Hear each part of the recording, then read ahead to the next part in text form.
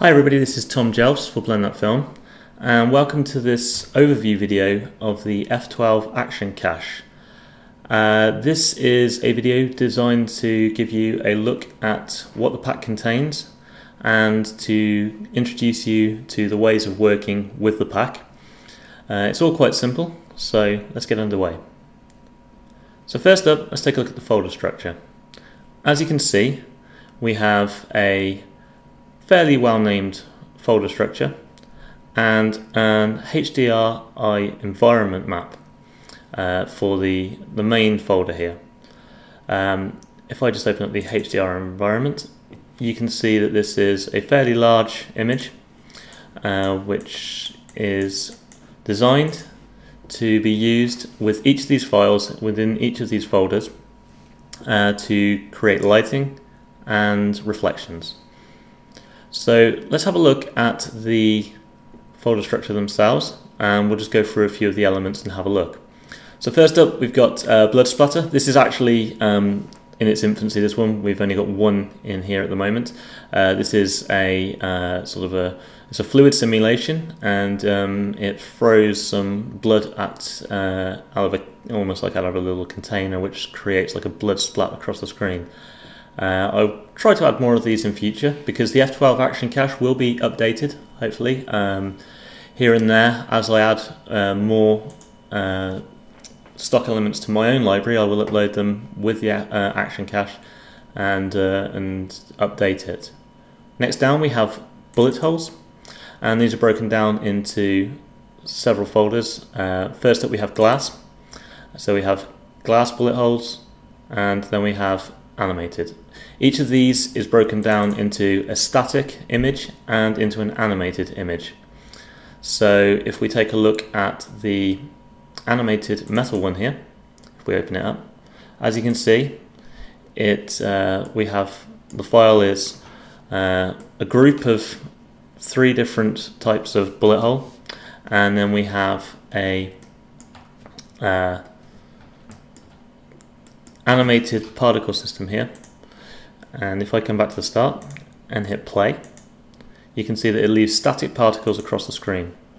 If I jump into rendered view, you can see that it has created each of these bullet holes based on this group. So we've got a nice series of bullet holes here which you can add to perhaps the side of a car. And they're all lit in the HDR environment, which is referenced in that first file. So as I say, we'll go back for a little more. We then have walls, again, an animated one. Looks like I've forgotten to add a static one in here, but I'll put that in before it goes online. The bullets, this is a nice little section here. We have 3 different types of bullet shell. We have the 9mm, which we'll just sort of do for pistols and generally. We have a rifle shell, and then we have a shotgun shell. So let's open up shotgun shell and have a look at this. As you can see in here, there's a small folder structure. We have textures for these. They have the textures themselves, and then bump mapping, etc. And so if we open up the shotgun shell spinning perhaps and have a look at this, you can see that some of them are animated. So this is a looping animation here, and if we pause it about now and hit Shift Z to jump into rendered view, as you can see they reflect nicely. They've got some bump mapping on them, and as I say, you can hit render and these guys render up pretty nicely. You've got, obviously with this, there is the control to do as much as you like. You can change your render settings to whatever render you want. This is the beauty of everything being completely 3D. You can create anything you want for any kind of source. Let's say you had a job perhaps, and it was to be used for 4K footage. Now a lot of the packs that are out there at the moment, not trying to compare this to packs, but they would not supply a 4K version. So you have the option of rendering out your own 4K footage for your clients. So next up we have the explosions and fire section. This is a series of particle-driven smoke simulations. There's different variations in them, and there are separate fire and smoke elements.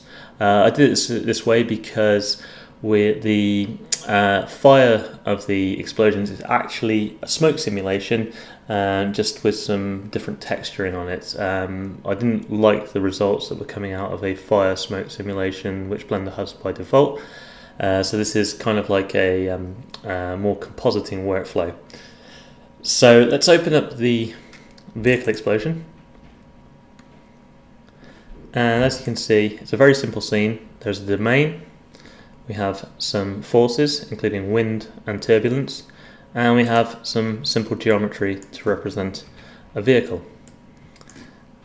All you have to do is to literally hit Alt-A to start the animation. This will then begin running the particle system, which will drive the smoke simulation. And once this is run all the way through, it will look something like this.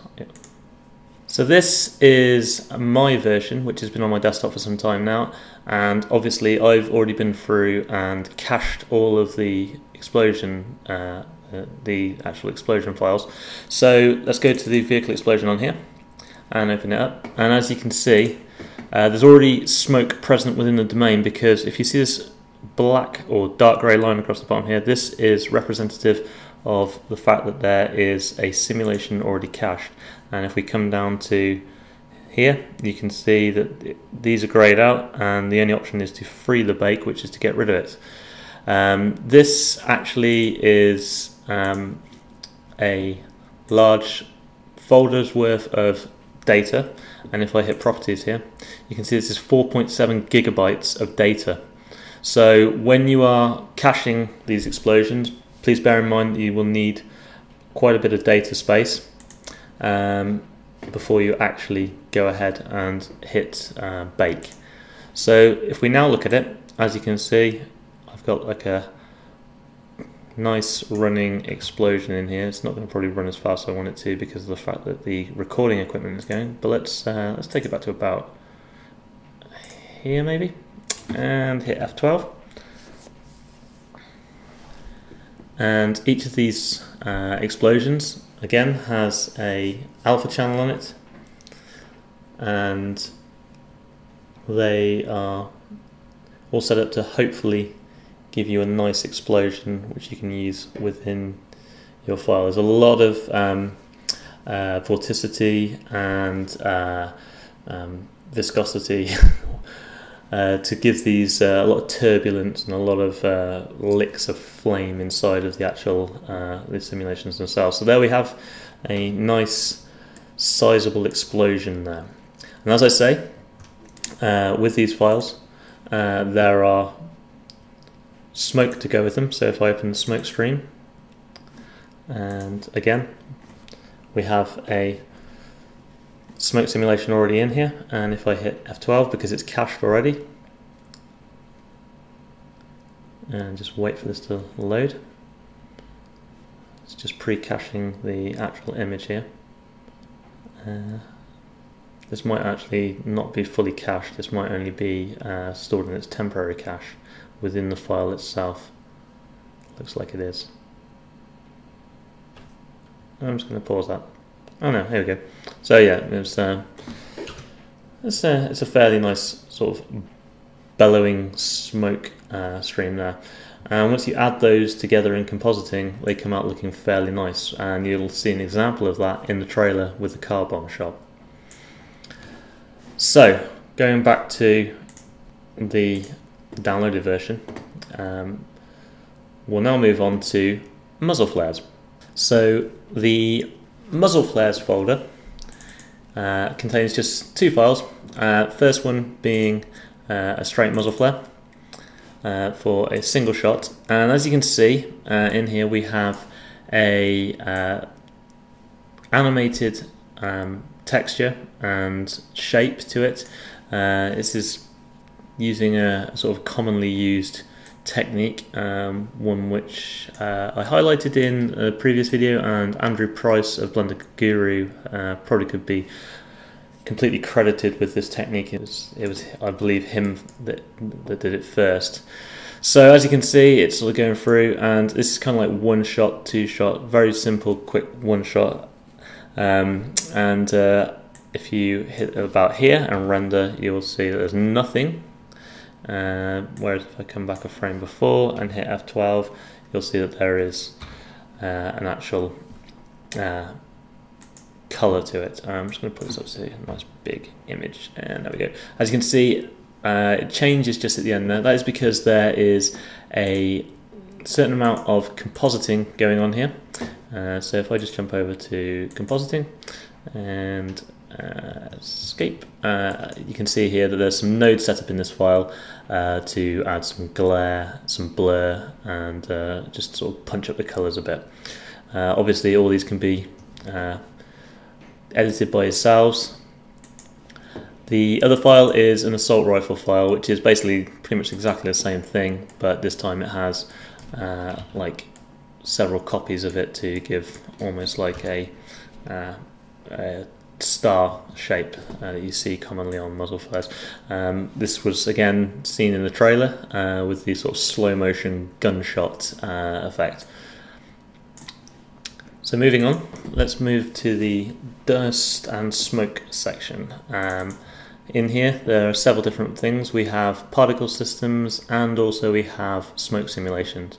Let's try the dust kick center, and if we open up this is again a smoke simulation. So if I just jump back to the start and hit Alt A, as you can see, this one caches pretty quickly. And this one bursts up through the center after an initial dust explosion, which kind of comes out to the sides. So again, if we just maybe jump to about here and hit F12, it's just taking its time again because it's the first time it's rendered from the cache, and probably a little bit to do with the recording equipment. I think I'm just going to abandon that one for the moment because you get the idea. Yeah, so I'm going to jump out of that one. So as you can see, this is going to highlight the caching. As you can see, once you hit play or actually bake or whatever you do, it will create a cache folder in here. And as you can see, I've opened this up and there are all these cache files in here which are going to allow this to run smoother in your workflow in future. I'm just going to delete this from this pack here because I don't need to keep that on my desktop because I've already cached it in another folder. Let's have a look at the dirt hit. So we've got dirt charges and dirt hits. If I jump onto this one here, this one is just a simple particle animation, and as you can see, some nice particles being used there. Again, lit by the environment mapping. So if I hit F12, now also these files, because this one is a cycles based file, I've turned on the motion blur, so you've got some nice blurring of all these fast moving bits of dirt here. Okay, so moving on from there, there are a couple of other things in there, smoke from a gun barrel and some coming towards the camera. Again, obviously because of the 3D nature of it, you could just swing the camera around and it could be going across the screen. Next folder is sparks. Sparks are good, they're good fun, I like sparks. So let's go with sparks from the side, let's go with that one. Again, this is a cycles based one, so it has a particle system and it also has motion blur on it. So if I just hit Alt A, as you can see, pause it about there, hit F12, and we got some nice sparks just jumping across the screen there. There is a ground plane which will receive lighting, because these are all embers, these actual emission, they contain an emission material, so they will cast light onto the floor, as well as actually looking spark-like, and they'll bounce around on the floor plane as well, which will give some nice effects. These ones are pretty simple files. You could probably tear these ones apart and make loads yourselves. They're great fun to make. All it is really is a particle system, and as you can see here, there's 3 sort of shaped icospheres turned into a group with different materials on each of them, and that creates this lovely sort of random variation. And finally we have water. Again, there's only one in here, and this is quite a complex simulation, and this just literally is a simple water splash you could probably use for some sort of bullet hits hitting the water.